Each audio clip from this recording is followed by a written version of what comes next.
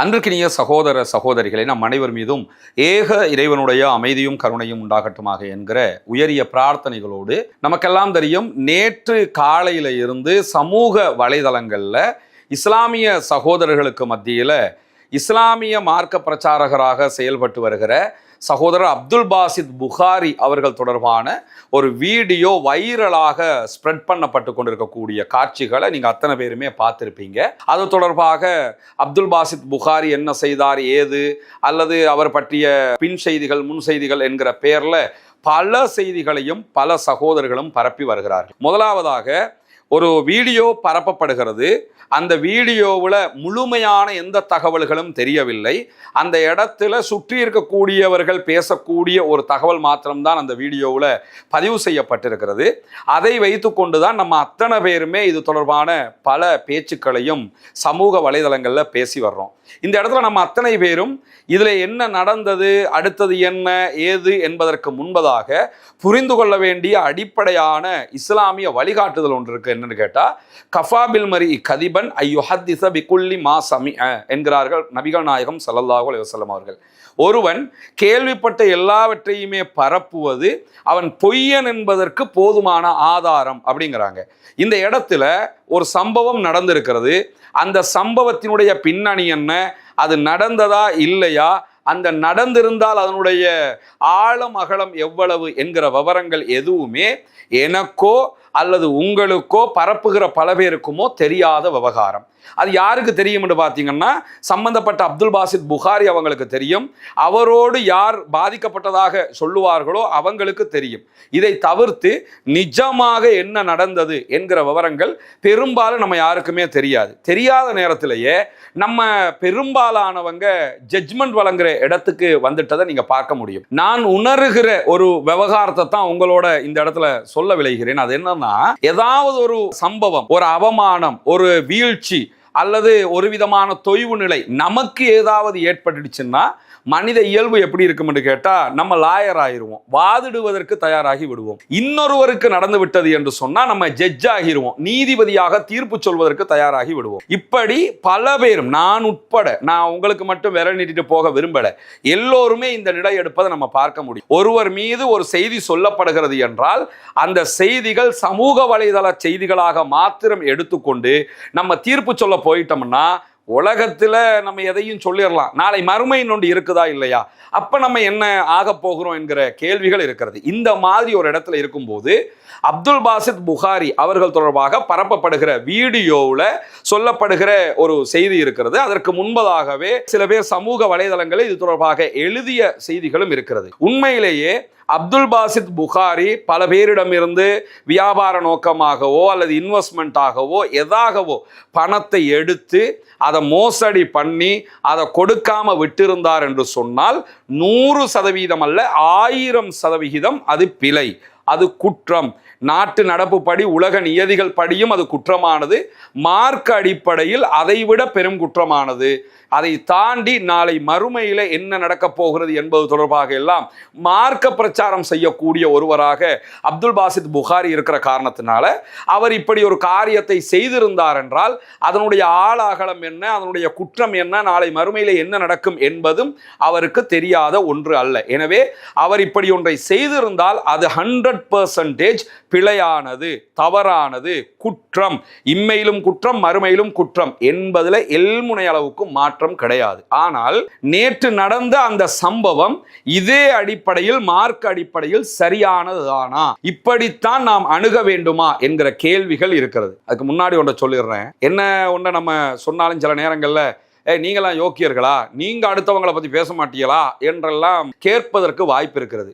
நான் ஒவ்வொரு வீடியோவிலும் சொல்லுகிற ஒரு செய்தியை சொல்லுகிறேன். கடந்த காலங்களில் அடுத்தவர்களை பற்றி மிக கடுமையாக நாங்கள் பேசியிருக்கிறோம். தேவையற்ற விமர்சனங்களை முன்வைத்திருக்கிறோம், அவமானப்படுத்தி இருக்கிறோம், அசிங்கப்படுத்தி இருக்கிறோம். அந்த மாதிரி நடந்ததுகள் எல்லாம் மார்க்க ரீதியாகவும் யதார்த்த ரீதியாகவும் மாபெரும் தவறுகள், இம்மையையும் மறுமையையும் பாழாக்கக்கூடிய விஷயங்கள் என்பதையெல்லாம் நான் உணர்ந்த காரணத்தினால தான் பிற்பட்ட நாட்களில் இன்ன வரைக்கும் நம்ம யாருக்காவது அநியாயம் பண்ணிட்டோம் என்று தோணுகிற சந்தர்ப்பங்கள் எல்லாம் போய் தயவு செய்து மன்னிச்சுக்கிறங்க, இறைவனுக்காக பொறுத்துக்கிறங்க, நான் செஞ்சது பிழை என்று சொல்லி நானே மனதார மன்னிப்பு கேட்டுக்கொண்டிருக்கிறேன். கொள்வேன். சகோதரர் அப்துல் பாசித் புகாரி அவங்களை பொறுத்தவரையில அவரு மார்க்க பிரச்சாரகராக இருந்து கொண்டிருக்கிறார். அந்த நேரத்தில் தான் இந்த சம்பவங்கள் நடைபெறுகிறது என்று அவர் ஒரு ஏரியாவுக்கு போறாரு. அவரை ஒரு சாரார் போய் சுற்றி வளைக்கிறாங்க. சுற்றி வளைச்சிட்டு தான் அவரை பிடிச்சி இந்த மாதிரி வீடியோவும் பண்ணி அதை வெளியிட்டிருக்கிறாங்க. முதல் விஷயம் எல்லாருமே மனசில் வச்சுக்கிறங்க, உண்மையில் அப்துல் பாசித் புகாரி ஏற்கனவே நான் சொன்ன மாதிரி இப்படி ஒரு பிழையை செய்திருந்தால் அது 100% தவறானது, அதுல மாற்று கருத்து இல்லை. ஆனால் அதை எப்படி அணுகி இருக்க வேண்டும்? பணம் கொடுத்திருக்கிறீங்களா? மோசடி பண்ணப்பட்டிருக்கிறதா? நீங்க நஷ்டம் அடைஞ்சிருக்கிறீங்களா? உங்களை அவர் ஏமாத்தி இருக்கிறாரா? இதற்கு சட்ட ரீதியாக கம்ப்ளைண்ட் கொடுக்க வேண்டும், சட்ட ரீதியாக நடவடிக்கை எடுக்க வேண்டும், சட்ட ரீதியாக அடுத்த கட்டத்திற்கு நகர வேண்டும். ஏன்னா அவங்களுக்கு பணம் கொடுத்தவங்க ஏமாந்து இருக்கிறாங்க, அவங்களுக்கு பணம் தானே வேணும். அப்ப அதை எடுக்கிறதுக்குரிய முறையை செய்துவிட்டு நாங்க சட்ட ரீதியாகவும் அணுகி இருக்கிறோம், இவர் ஒரு தாய் இருந்து இப்படி நடந்து கொண்ட விதம் பிழையானது, எனவே இதை மக்கள் மயப்படுத்துகிறோம்னா கூட அது ஒரு கணக்காக இருந்திருக்கும். ஆனா இங்க அப்படித்தான் நடக்கப்பட்டிருக்குதான்னு கேட்டா இந்த நடந்த சம்பவத்தை வச்சு தான் நான் சொல்லிக்கிட்டு இருக்கிறேன். என்ன நடக்குதுன்னா அவர் வர்றாரு, வந்த இடத்துல இவர் வந்துட்டாருன்ற ஒரு தகவல் கிடைக்குது, அல்லது ஏதோ ஒரு வகையில் அந்த செய்தி கிடைச்சதோட ஒரு சாரார் அவரை போய் சுத்தி வளைச்சிடுறாங்க.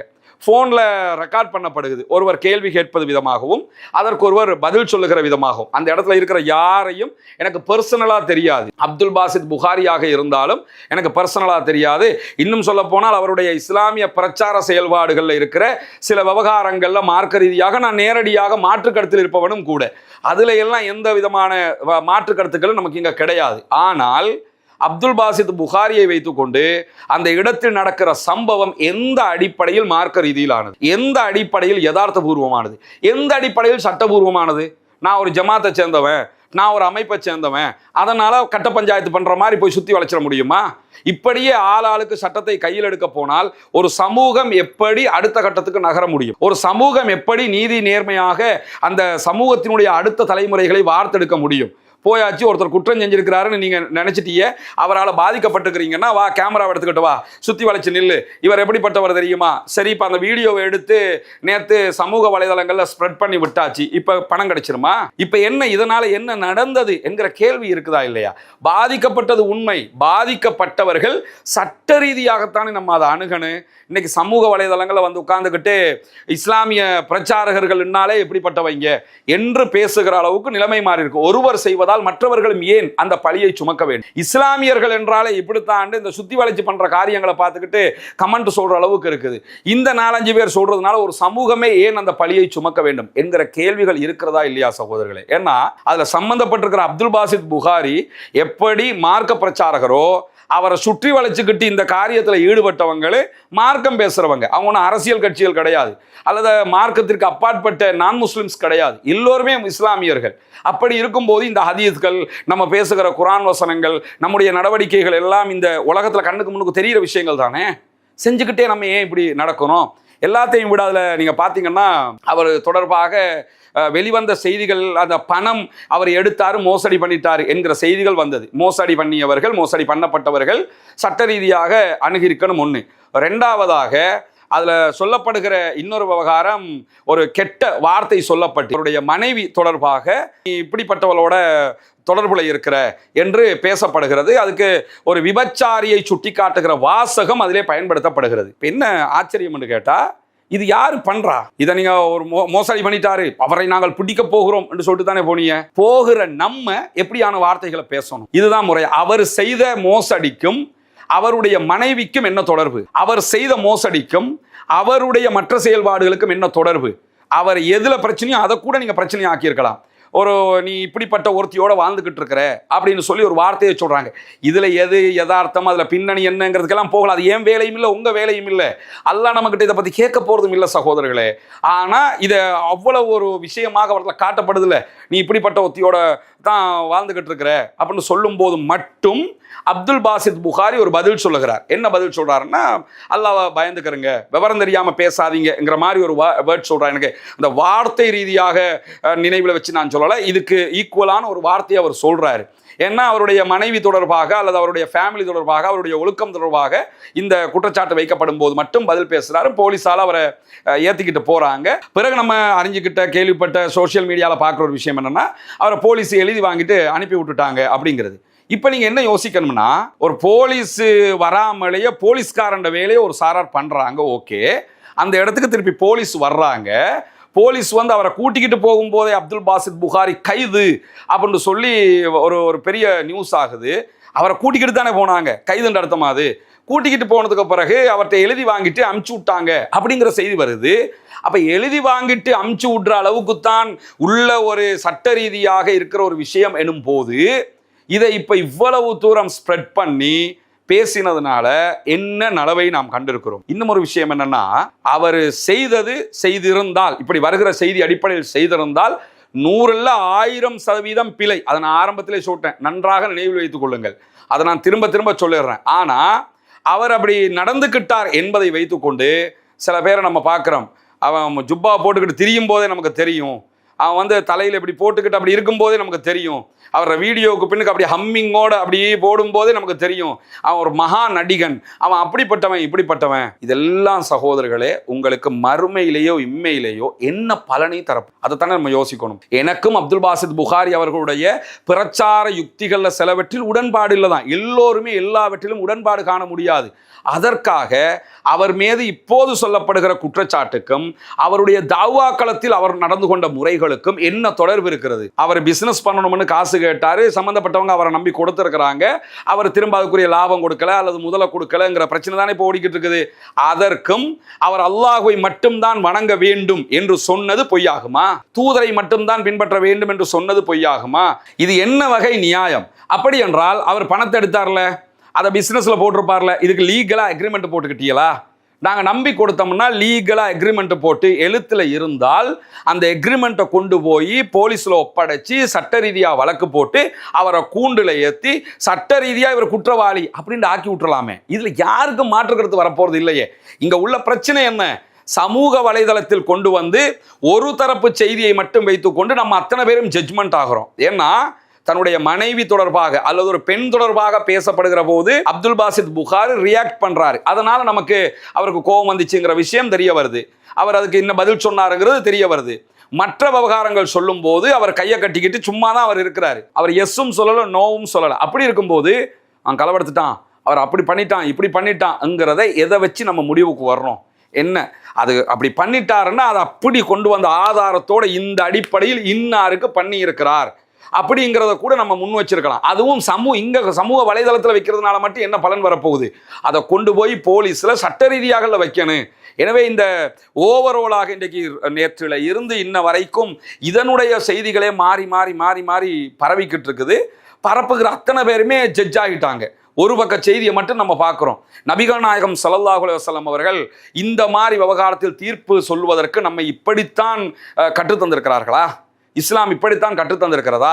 கண்ணில்லாமலே ஒருவன் வந்தால் கூட அடுத்தவன் 2 கண்ணும் இல்லாமல் வருவதற்கு வாய்ப்பு இருக்கிறதா இல்லையா? எனவே அவர் தரப்புல இருந்து அந்த விளக்கத்தை சொல்லி இருக்கணும். இதுவரைக்கும் அவர் சொல்லலை. இதுக்கு முன்பதாக அவர் சொல்லி இருந்தாருன்னா இந்த ஃபித்னா எல்லாம் வந்திருக்காது என்பதுதான் என்னுடைய பார்வை. எது எப்படி போனாலும் தயவு செய்து நான் ஒரு ஜமாத் நடத்துறேன், நான் எனக்கு ஒரு 4 பேர் இருக்கிறாங்கங்கிறதுக்காக நீங்க அவரை கூப்பிட்டு என்ன ஏதுன்னு விசாரிக்கிறது வேற, அவரை ஓடி திரிகிறாரா ஒழிச்சு திரிகிறாரா அவரை பிடிச்சி போலீஸில் ஒப்படைக்கிறதுங்கிறது வேற, அவரை பிடிச்சி சட்ட ரீதியாக நடவடிக்கை எடுக்க வைக்கிறதுங்கிறது வேற. அதை விட்டுவிட்டு இந்த மாதிரி வீடியோ எடுத்து சமூக வலைதளங்களில் சீரழிப்பது என்பது யதார்த்தபூர்வமானது கிடையாது. அதை ஒட்டி அவருடைய கடந்த கால இஸ்லாமிய பிரச்சாரம் முழுவதுமே பொய்யானது, போலியானது, நடிப்பானது என்று சொல்வதும் யதார்த்தபூர்வமானது கிடையாது.